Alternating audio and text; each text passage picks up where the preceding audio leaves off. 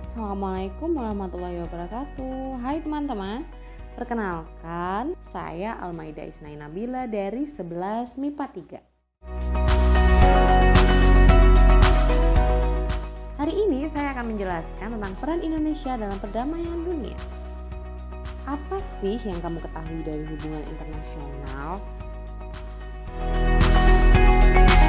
Hubungan internasional yang pertama. Istilah hubungan internasional diambil dari buku Introduction to the Principles of Moral and Legislation. Hubungan internasional telah ditetapkan Undang-Undang Nomor 37 Tahun 1999 di pasal 1A ya. Pengertian dari hubungan internasional sendiri adalah setiap aspek regional dan internasional yang dilakukan oleh pemerintah di tingkat pusat dan daerah atau lembaga-lembaganya. Dalam proses hubungan internasional seringkali sejalan dengan politik luar negeri. Apa sih politik luar negeri? Politik luar negeri yaitu adalah sebuah upaya antara beberapa negara atau lebih untuk melakukan kesepakatan bersama. Selanjutnya, apa aja sih faktor yang mempengaruhi hubungan internasional? Faktor internal yang mempengaruhi hubungan internasional. Kekhawatiran adanya ancaman dari dalam negeri, seperti adanya kudeta terhadap kekuasaan tertentu. Timbulnya rasa khawatir terhadap ancaman negara lain, seperti adanya intervensi di negara lain. Keterbatasan memenuhi kebutuhan maupun kepentingan nasional. Adanya keinginan untuk meningkatkan kesejahteraan nasional. Adanya keinginan membuka hubungan politik dengan negara lain. Adanya keinginan untuk mendapatkan dukungan dari negara lain.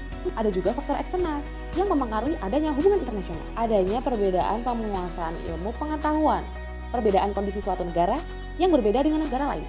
Rasa tanggung jawab seluruh warga dunia untuk mewujudkan kehidupan dunia yang tertib, aman, serta damai secara adil dan merata. Oke, selanjutnya adalah tujuan hubungan internasional. Yang pertama, untuk memacu dalam pertumbuhan ekonomi setiap negara, untuk menciptakan rasa saling pengertian antar bangsa dalam membina dan menegakkan suatu perdamaian, untuk menjalin sebuah hubungan internasional antar negara yang bersangkutan, untuk menciptakan sebuah keadilan dan kesejahteraan bagi seluruh rakyat dunia, untuk memenuhi suatu kebutuhan warga negaranya, untuk menjalin sebuah kerjasama di bidang politik, ekonomi, sosial, dan budaya, untuk membuka peluang dalam pemasaran produk dalam negeri ke luar negeri, untuk memperlancar sebuah hubungan ekonomi antar negara. Manfaat hubungan internasional. Yang pertama, manfaat secara ideologi. Yang kedua, ada manfaat politik. Yang ketiga, manfaat ekonomi. Yang keempat, manfaat secara sosial dan budaya. Yang kelima, manfaat perdamaian dan keamanan internasional. Yang keenam, manfaat kemanusiaan.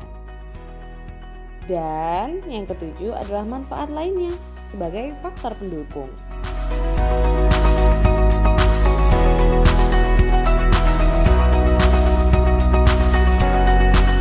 Dalam hubungan internasional memiliki 3 asas. Ada asas teritorial. Asas teritorial didasarkan pada sebuah kekuasaan negara atas daerahnya. Asas kebangsaan. Ini didasarkan pada sebuah wewenang negara untuk melindungi warga negaranya. Asas kepentingan umum. Asas yang ini didasarkan pada sebuah wewenang negara untuk melindungi dan menganut suatu kepentingan dalam kehidupan bermasyarakat. Oke, dan selanjutnya ada pola dan konsep hubungan internasional. Yang pertama adalah pola penjajahan, yaitu hubungan antar bangsa dalam bentuk eksploitasi dan dominasi antara negara yang menjajah dan yang dijajah.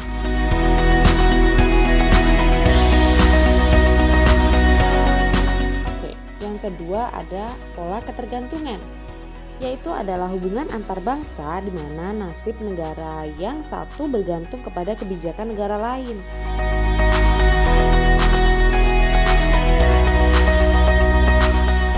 Selanjutnya yang ketiga ada pola sederajat, yaitu hubungan antar bangsa egaliter dan yang dilakukan dalam rangka mencapai tujuan bersama. Dalam hubungan ini tidak ada negara yang lebih superior atau inferior.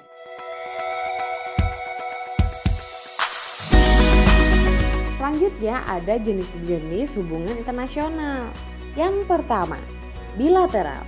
Kerjasama bilateral adalah bentuk kerjasama ekonomi yang dilakukan antar dua negara. Yang kedua, regional. Kerjasama regional adalah bentuk kerjasama yang dilakukan oleh negara-negara yang berada dalam satu wilayah. Yang ketiga, kerjasama multilateral adalah kerjasama antar dua negara atau lebih. Wakil Presiden RI Yusuf Kala membuka Indonesia-China Business Summit 2018 Senin malam.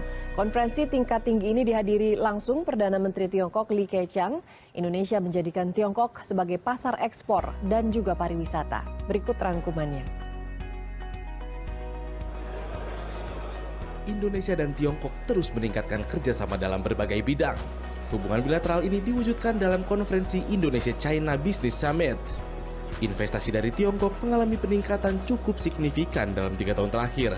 Karena itu, Wakil Presiden Yusuf Kala menyebut Tiongkok merupakan investor terbesar ketiga dengan total investasi 3,3 miliar dolar Amerika Serikat atau 46 triliun rupiah dalam 1.977 proyek. Yang ingin terus dilakukan oleh Indonesia adalah menjalankan kepemimpinan Indonesia, terutama terkait dengan menjaga unity and centrality of ASEAN. Tidak mudah untuk menjadi sebuah asosiasi 10 negara yang semuanya berbeda di sebuah lingkungan Asia Tenggara yang sangat dinamis, di mana banyak sekali pihak yang memiliki kepentingan di wilayah itu.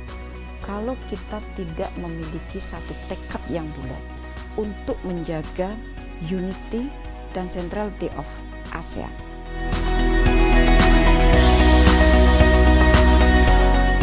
Indonesia yang Mei ini mendapat giliran dari Presiden Dewan Keamanan PBB memimpin sidang yang membahas misi pasukan pemeliharaan perdamaian di berbagai wilayah dunia.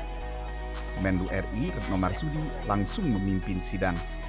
Indonesia memang selama ini termasuk yang aktif dalam pemeliharaan perdamaian PBB. Indonesia merupakan satu dari negara penyumbang terbesar PKO. Kita sekarang ada di urutan nomor 8 dengan jumlah pasukan 3.080. Jadi nomor 8 dari 124 negara, dan kita ternyata nomor 1 dari komposisi anggota Dewan Keamanan PBB saat ini.